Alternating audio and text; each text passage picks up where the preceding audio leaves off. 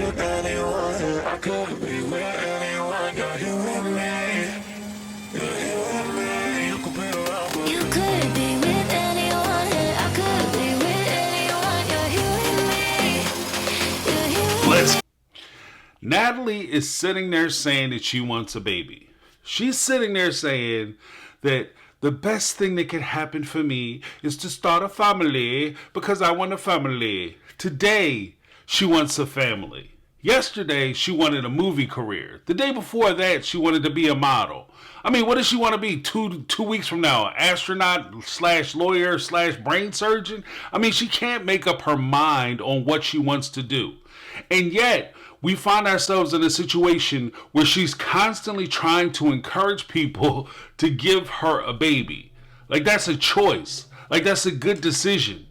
One of the things that kind of trips me out about the whole storyline of Natalie and as it appears on the show is that there is a de minimis as far as this type of request. I can understand a situation where somebody might be of advanced age and they decide that they want to start having children or they want to have kids before it's too late and they can't have children anymore. I can understand it. Maybe you'll look around and you'll go to friends or family or people who you've associated with in the past and ask, can you have a child?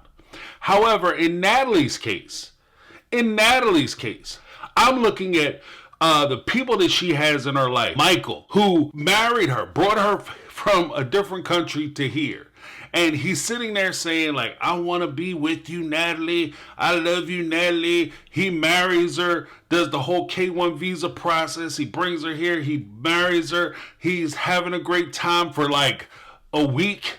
And then 6 months later, she decides that she's walking out the door. She left Michael so she could pursue her career, which was going to be modeling, which is going to be acting, because she's so beautiful and her stars shine so bright that she can't be contained by the by the boundaries of living with her husband. So she had to go off and live her best life. And when she left Michael, she didn't make any bones about like Michael should go out and live his best life and forget her because she has moved on and she's okay with it.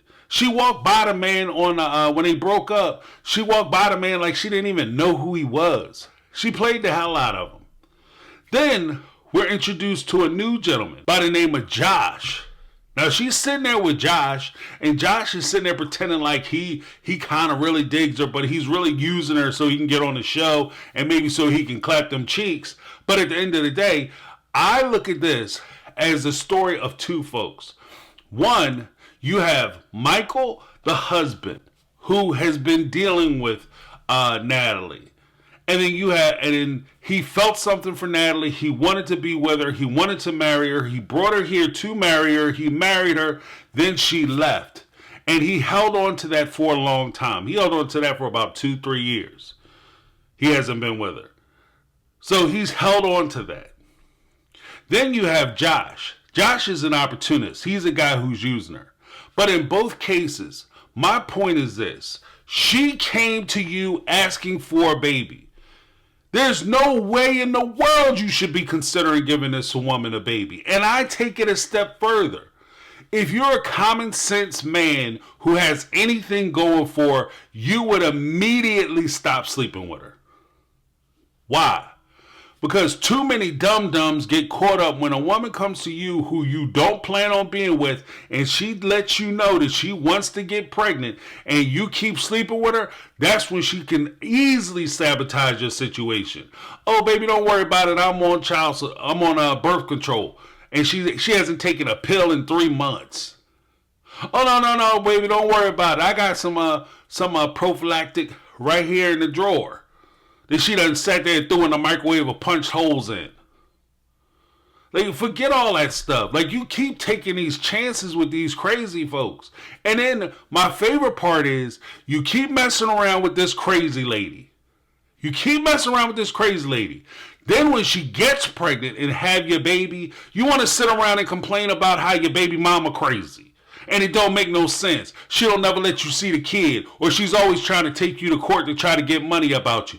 You think for a minute that that Natalie is going to want to take care of a baby, especially if she thinks she has an opportunity to do something else. The only thing that has to happen is somebody walk in there and say, "Oh, you're pretty," and she say, "I could be a model, you know," and then now all of a sudden she's dropping a baby off at your house, and that's the best possible case scenario.